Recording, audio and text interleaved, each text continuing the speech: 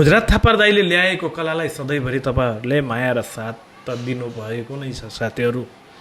र आज घर जलेका विनोद भाइको मिठो गाउँले अर्ग्यानिक स्वर लिएर आउनुभएको छ। तपाईँहरूलाई कस्तो लाग्छ भिडियो अन्तसम्म हेर्नुहोला र यो भिडियोलाई सेयर पनि गरिदिनुहोला। आज चाहिँ हामीले यो भाइलाई सपोर्ट सबैजना मिलेर सपोर्ट चाहिँ गर्नुपर्छ है त। आउनुहोस् यो भिडियो हेरौँ, त्यसपछि अन्य कुरा गर्दै गरौँला। रेलीको बाटो पुग्दैछ रे तिमी बस्ने सहारामा,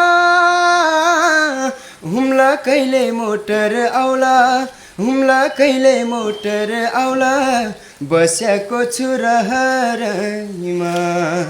ए हजुर बस्याको छु हेर्ने रहरैमा।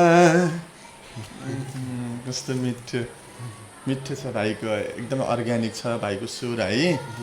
त्यो त अब के गाउँ भन्ने कि यो जङ्गलको बिचमा छ कि के तिम्रो घर त? हजुर जङ्गलको बिचमा हुनाले त्यस्तै आगो लाग्यो। अप्ठ्यारो छ बाटो, पानी पऱ्यो भने पनि हिँड्न गाह्रो छ। यस्तै छ बाटो यहाँ, खोला छ।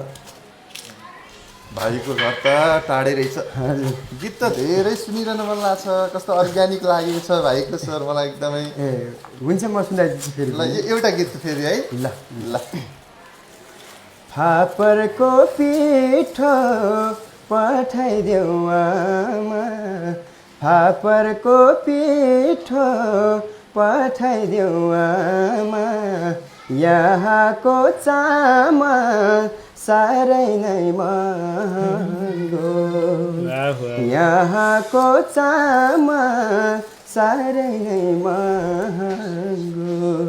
फापरको पिठो पठाइदेऊ आमा, यहाँको चामल साह्रै नै महँगो। आहा कस्तो मिठो गीत गाएका छन् हाम्रा भाइले, विनोद भाइले। साथीहरू तपाईँहरूलाई यो प्रतिभा कस्तो लाग्यो, मन पर्यो भने भिडियोलाई सेयर पनि गरिदिनु होला, सेयर गर्न नबिर्सनु होला।